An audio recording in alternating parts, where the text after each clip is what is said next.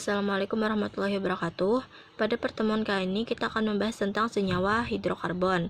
Senyawa hidrokarbon itu senyawa yang terdiri dari atom karbon dan atom hidrogen yang memiliki rumus molekul CXHY. Nah, berdasarkan rumus struktur dan rumus molekulnya, senyawa hidrokarbon terbagi menjadi hidrokarbon alifatik dan hidrokarbon siklik. Hidrokarbon alifatik memiliki bentuk rantai terbuka. Hidrokarbon alifatik terbagi menjadi alifatik jenuh dan alifatik tak jenuh.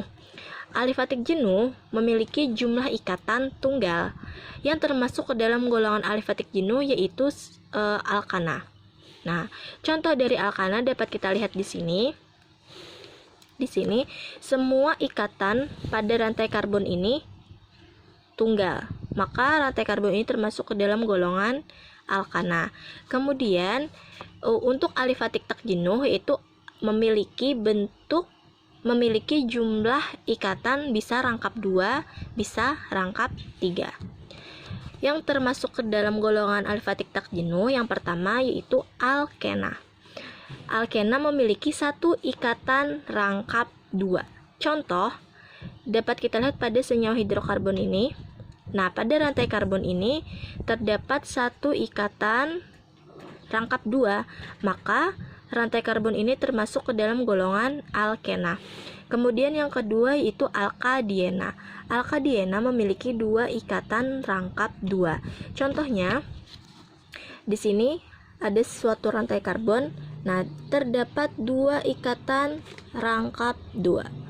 Maka rantai karbon ini termasuk ke dalam golongan alkadiena. Yang ketiga yaitu alkuna. Alkuna yaitu memiliki satu ikatan rangkap 3. Contohnya pada rantai karbon ini terdapat satu ikatan rangkap 3. Maka rantai karbon ini termasuk ke dalam golongan alkuna. Selanjutnya untuk hidrokarbon siklik yaitu memiliki bentuk rantai tertutup. Hidrokarbon siklik terbagi menjadi alisiklik dan aromatik. Nah, untuk materi kelas 11 kita hanya akan membahas tentang alkana, alkena, alkadiena, dan alkuna. Pertama-tama kita akan membahas dulu tentang alkana. Ingat, alkana memiliki ikatan tunggal pada rantai karbonnya. Nah, untuk rumus perbandingan jumlah antara atom karbon dan atom hidrogen dari alkana adalah CnH2n plus 2. Misalnya, jika C-nya 3, maka H-nya adalah 2 kali 3, 6 tambah 2, 8. Nah, jadi jika C-nya 3, H-nya 8.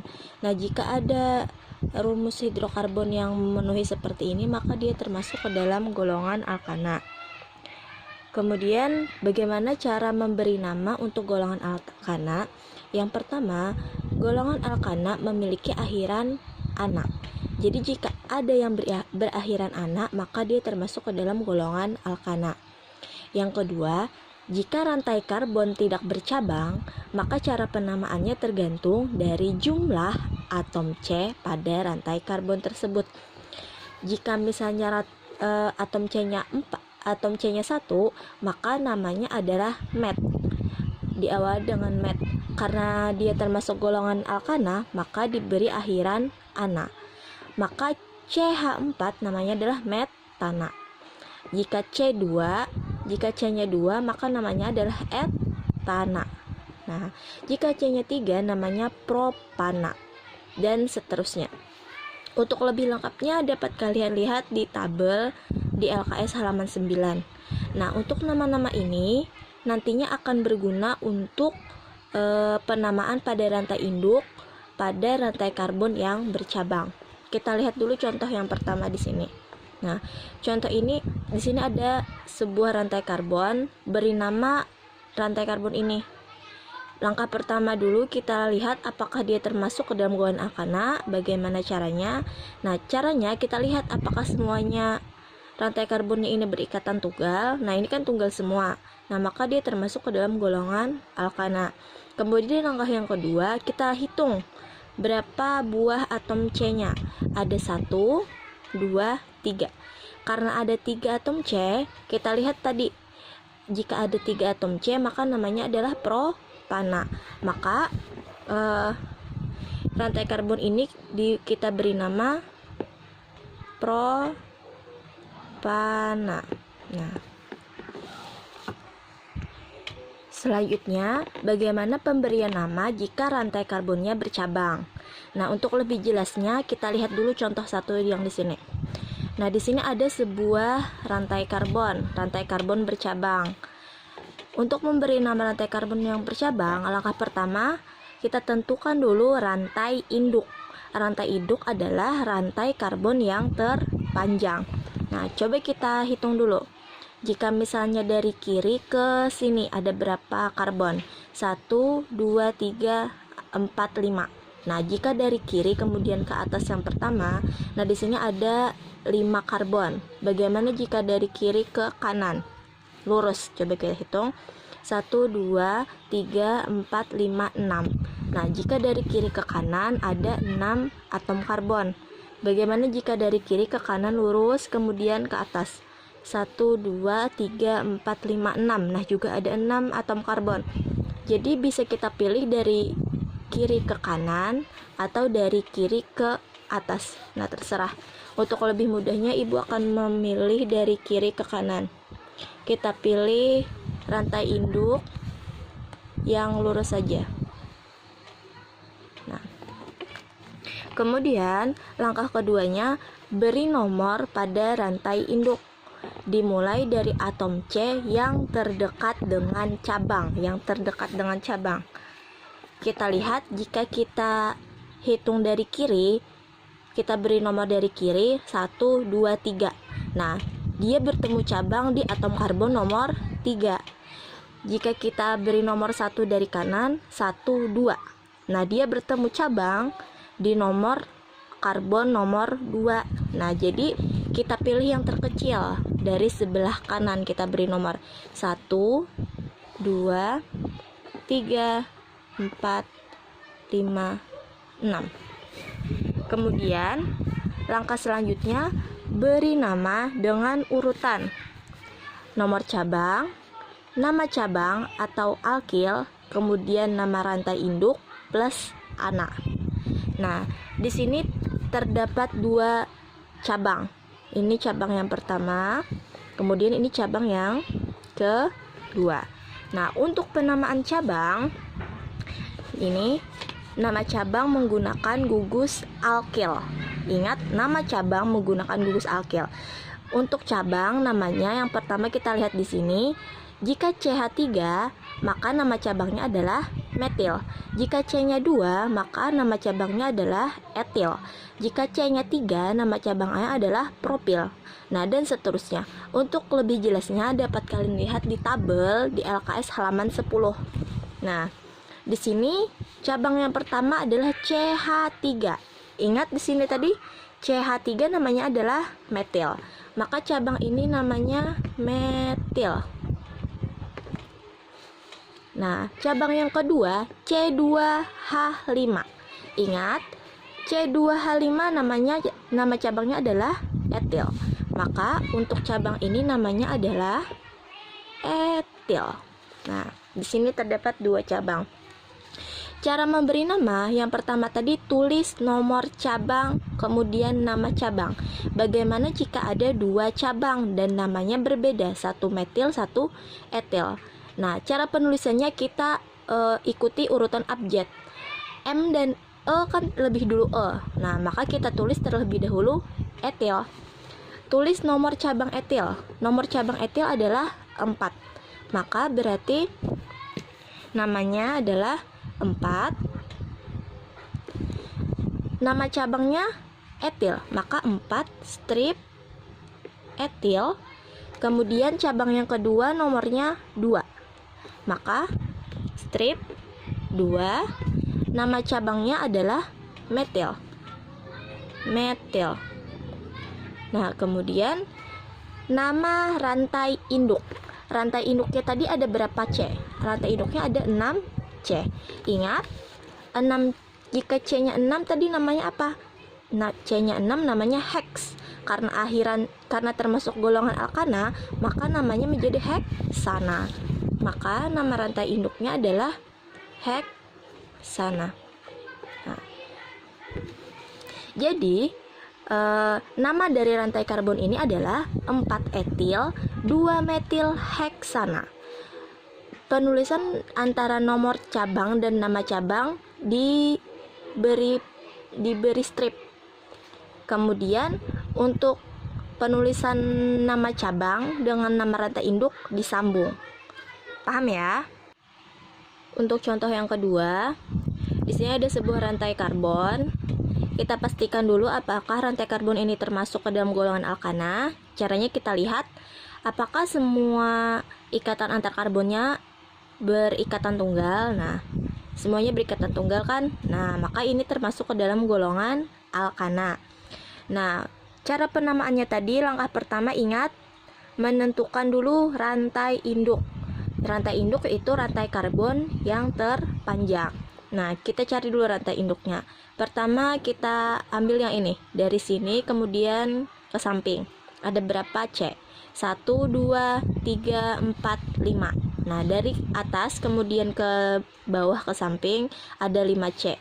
Bagaimana jika dari atas kemudian ke bawah lurus? 1, 2, 3, 4, 5, 6. Ada 6C. Nah, berarti yang di sini tadi karena ada 5 tidak bisa dipakai lah. Nah, kemudian bagaimana jika dari atas ke bawah kemudian ke samping ada berapa C? 1, 2, 3, 4, 5, 6. Ada 6C juga. Nah, berarti bisa kita pilih dari sini ke sini kemudian ke bawah lurus, atau dari sini ke sini kemudian ke samping, terserah. Nah, Ibu memilih yang lurus ke bawah aja. Nah, kita pilih yang lurus ke bawah. Nah, ini adalah rantai induknya. Kemudian langkah keduanya, beri nomor pada rantai induk. Dimulai dari atom C yang terdekat dengan cabang. Yang paling dekat dengan cabang yang mana? Misalnya kita tulis nomor 1 dari atas, 1, 2, 3, 4. Dia bertemu cabang di nomor 4. Jika kita tulis nomor satunya dari bawah, 1, 2. Nah, dia bertemu cabang di nomor 2. Maka kita beri nomor dari bawah karena terdekat dengan cabang. 1, 2, 3, 4, 5, 6. Oke. Kemudian kita cari dulu nama cabang. Di sini ada 2 cabang. Nah, ada 2 buah cabang. Ingat, CH3 ini, CH3 tadi nama cabangnya adalah metil. Nah, metil ini juga CH3, maka namanya juga metil. Nah, maka untuk rantai karbon ini memiliki 2 cabang dan keduanya sama-sama bernama metil. Bagaimana cara memberi nama dari rantai karbon ini? Langkah pertama tadi tulis dulu nomor cabang dan nama cabang. Nah, karena cabangnya ini sama-sama bernama metil, maka cukup ditulis 1 kali saja. Kemudian tulis nomornya dulu. Nah, karena ada 2 metil, maka kita tulis ada 2 metil kan? Nah, cabang yang pertama ada di nomor 2. Berarti kita tulis 2. Kemudian cabang yang kedua nomornya 3. Berarti 2,3. Kemudian nama cabangnya adalah metil. Karena ada 2 metil, nah, catatan jika rantai cabang memiliki lebih dari 1 dan sama nama cabangnya, maka diberi awalan di.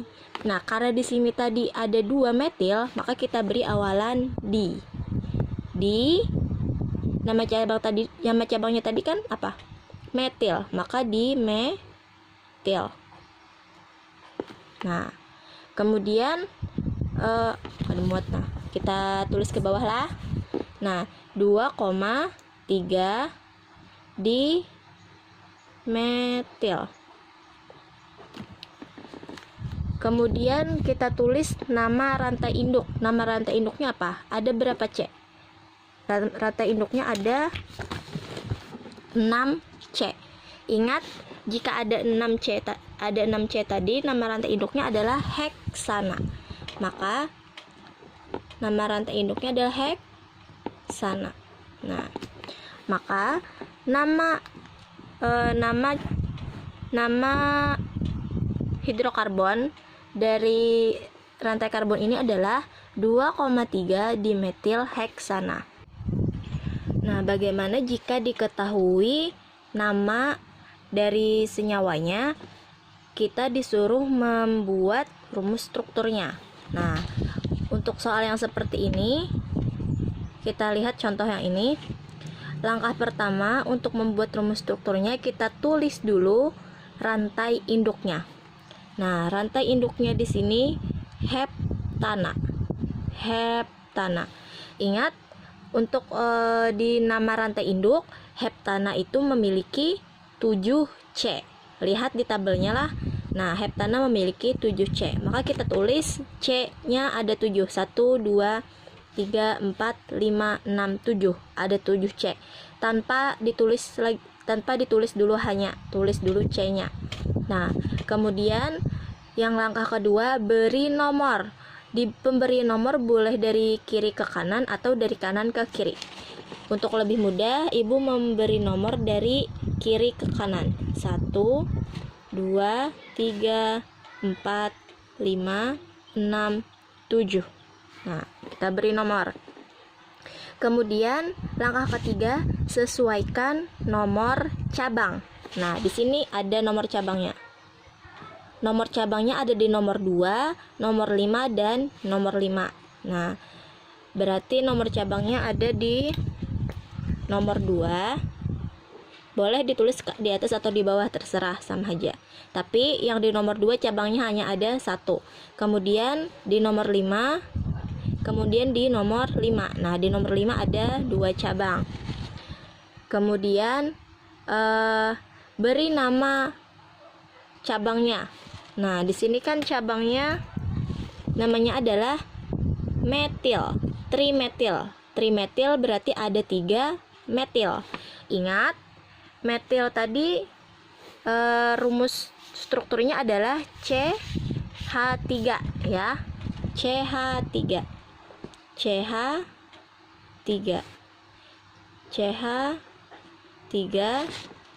CH3. Nah, karena trimetil berarti semua cabangnya adalah metil. Metil tadi rumus strukturnya adalah CH3. Nah, berarti semuanya adalah CH3. Nah, kemudian langkah terakhir, tambahkan atom H, sesuaikan atom H-nya. Nah, di sini karena C-nya sudah berikatan 1, maka perlu 3H lagi. Maka di sini CH3. Untuk C yang kedua, 1, 2, 3 sudah berikatan dengan 3H, maka hanya perlu 1H lagi. Yang C yang ketiga sudah berikatan 2, maka perlu 2H, CH2. C yang keempat sudah berikatan 2H juga, maka perlu 2H lagi. Nah, C yang kelima sudah berikatan 4, satu ke atas, ke bawah, kiri, kanan, maka tidak perlu mengikat atom H lagi. Untuk C yang keenam sudah mengikat 2, maka perlu 2H lagi. Nah, C yang ketujuh hanya mengikat 1, baru mengikat 1, maka perlu 3H lagi. Nah, maka rumus struktur dari 2,5,5 trimetil heptana ini rumus strukturnya. Bisa dipahami ya?